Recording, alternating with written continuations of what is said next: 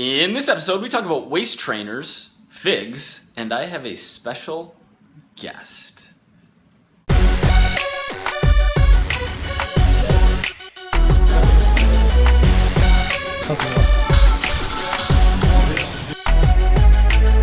Hello everybody, welcome to Equals and Alternatives, episode 90. I'm your host, Mike Vacanti, and today we are reviewing gummy bears.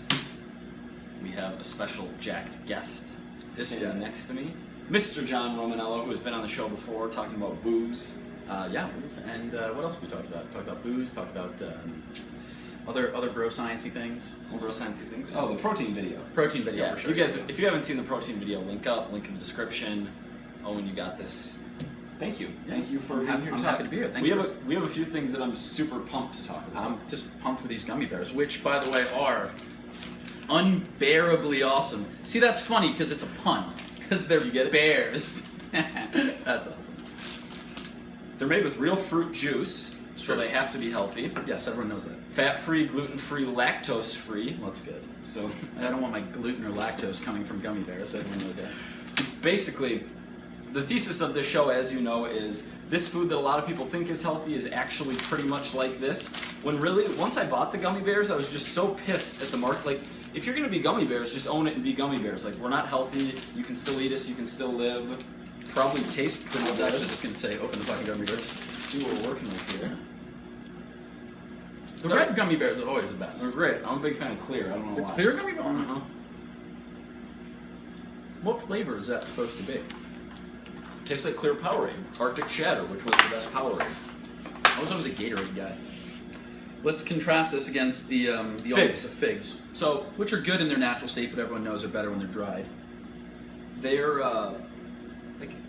this is a fruit, and this is just corn syrup and sucrose, right? Table sugar and corn syrup, like. And real fruit juice. These real fruit juice. These aren't actually equal.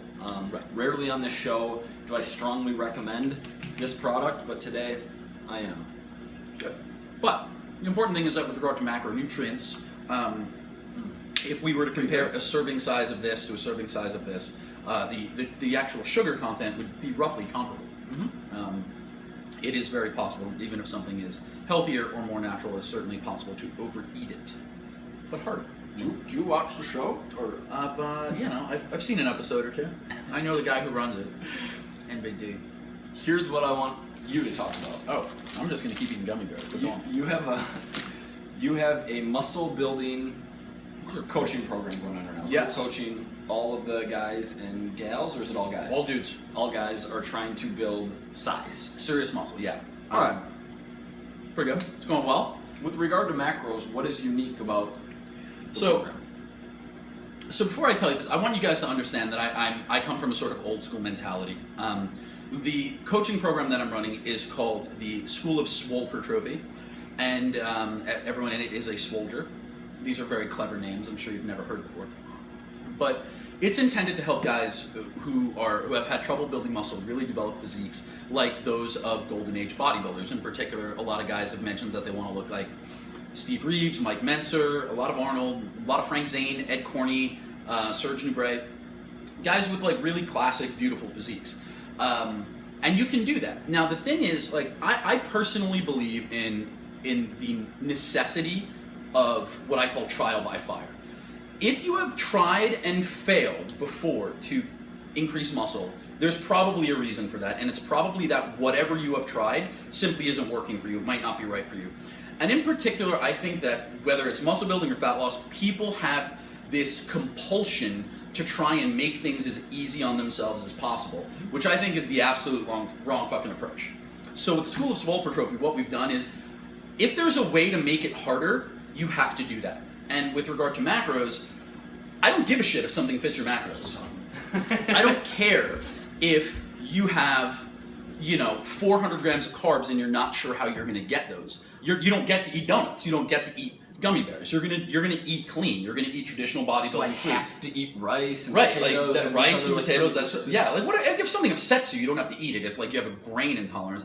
But the point is that for the first 2 months of the program, nobody gets to take the easy way out. Because I think we can all admit that like the inconvenience of measuring macros, once you've managed that, like, that's no longer a factor, right? So all other things being equal, it is easier or more convenient to eat donuts to get 400 carbs than it is to get all 400 carbs with rice and potatoes. Absolutely. Right? You're more full, just like... Right. So I want things to be as difficult as possible for these guys. I want people to understand, because I really believe, truly, that the character building effort that goes into doing things the hardest possible way pays dividends in the long run. Your compliance is likely to be higher, and in general, like, you just don't get to take the easy way out. If the easy way worked, you'd already be jacked. You'd already be 200 pounds and shredded.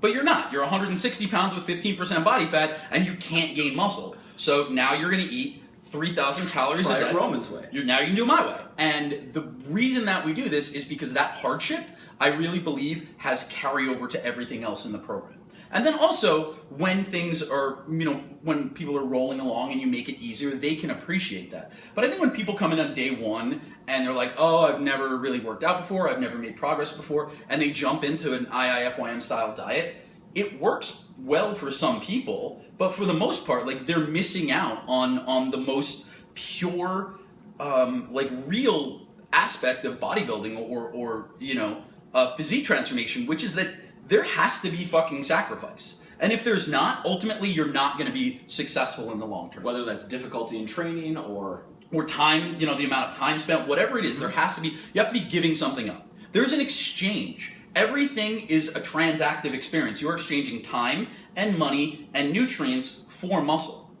And right now, I just want that to be as expensive as possible for you so that in the long run, you can appreciate what you've purchased with those things. The thing I like, too, is the problem a lot of guys see, guys and women, when trying to build muscle or eating in a surplus is screw it, I'm bulking, I'm just going to be eating. Right. And when eating high-fat, high-carb, processed, super delicious foods, it is so easy to go into, like, a 2,500 calorie surplus rather than a 300 or 500 calorie surplus. You're not going to binge on rice and end up putting on too much fat. The main difference between clean eating and IFYM is that people who eat clean and don't measure their macros can still manage to be relatively successful, because ultimately it is harder to overeat those foods. It is very difficult to overeat broccoli to the extent that you're going to impede fat loss or result in fat gain.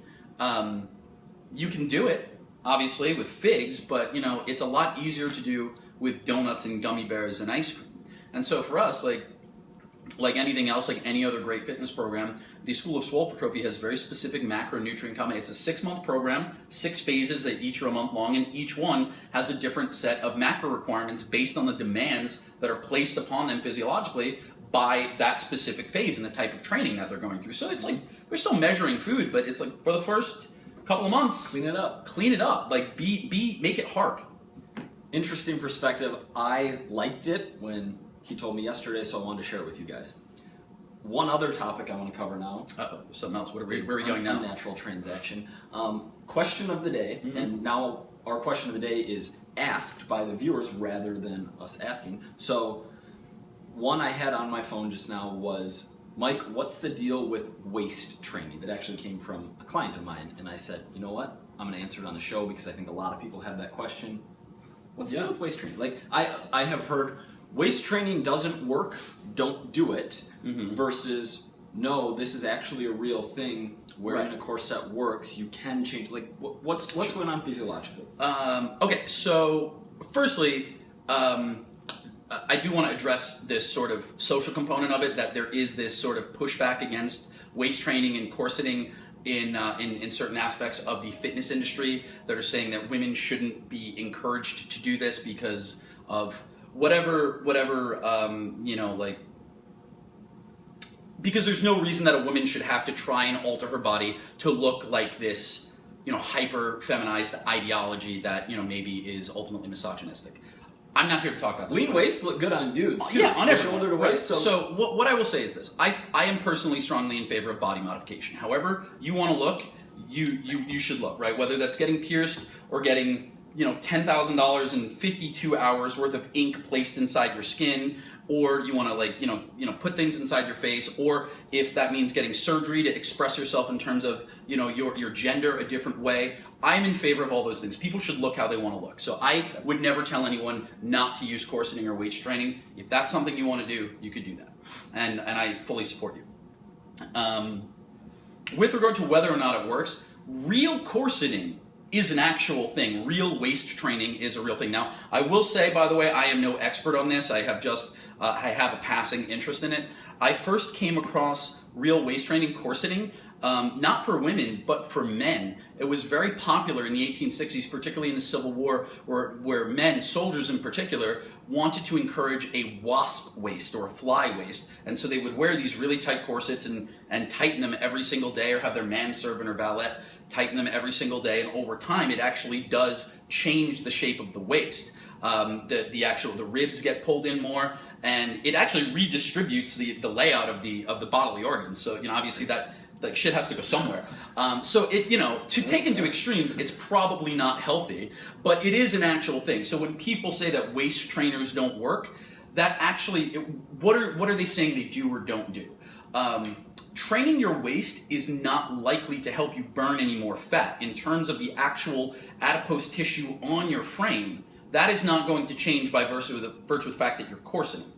But to say that real waist training doesn't make your waist smaller is silly, because over time it does. It's no different than Japanese or Chinese foot binding, where women's feet were tightly bound with I think it was canvas, and over time they got to the point where they were almost hooves and they couldn't even walk.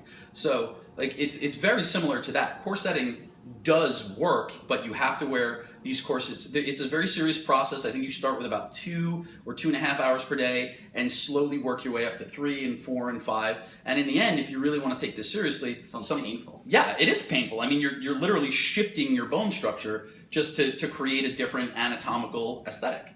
So, but at the same time, training is painful, dieting is painful. None of this is easy. None of this comes without sort of sacrifice. Eating 3,400 of clean calories can be painful. So yeah, I don't know why I have all this information about corset, by the way. I'm not wearing one currently, but just get my Lady Gaga look. What I will say is, and I doubt that any of you watching this show are thinking this, but if you are thinking of using corseting as a substitute for fat loss, no. If you're a woman and over 20 or 25% body fat, and you think rather than trying to lose fat, I'm just going to wear this thing, no. I wouldn't recommend it. No, that's not going to work. I mean, listen, if you fall into the category of big beautiful woman and you just want to enhance the hourglass shape of your particular aesthetic, then corseting is something that you can consider, and for that purpose, it will be possibly effective. If you are just looking to lose weight overall, diet and exercise first, and then once you have hit your goals, whatever those happen to be, if you again want to change the aesthetic and enhance that hourglass shape, corseting is then something you could look into. But I would recommend, no matter what. Caveat: I have no idea what's happening to your organs, or I don't know. What I would say is there's probably a lot of interesting articles. We did some just cursory Googling and found some stuff on Elite Daily. But I would say that there's probably a few books. There's a couple of methods, the names of which I do not recognize or cannot recall at the exact moment. It's all got to be on the internet. Yeah, it's all on the internet. So, but the quick answer is that yes, corseting and waist training is a real thing done correctly, but they have to be canvas corsets which have boning made of either wood or steel or some very rigid material. So if it's like some bullshit $35 corset you got it at Victoria's Secret, that's not that might help you look a little thinner while you're wearing it, but that is not going to actually alter the anatomy. These things have to be uncomfortable. So do your own research. Caveat emptor. Good luck. I'd be very, very interested to see how it goes. Made with real fruit juice. Unbearably awesome. Thank you. My pleasure. Always happy to be here and put out some random trivia. All right, guys. Remember, your body is still counting macros. Even when you're not. Oh, he knows it. See you guys.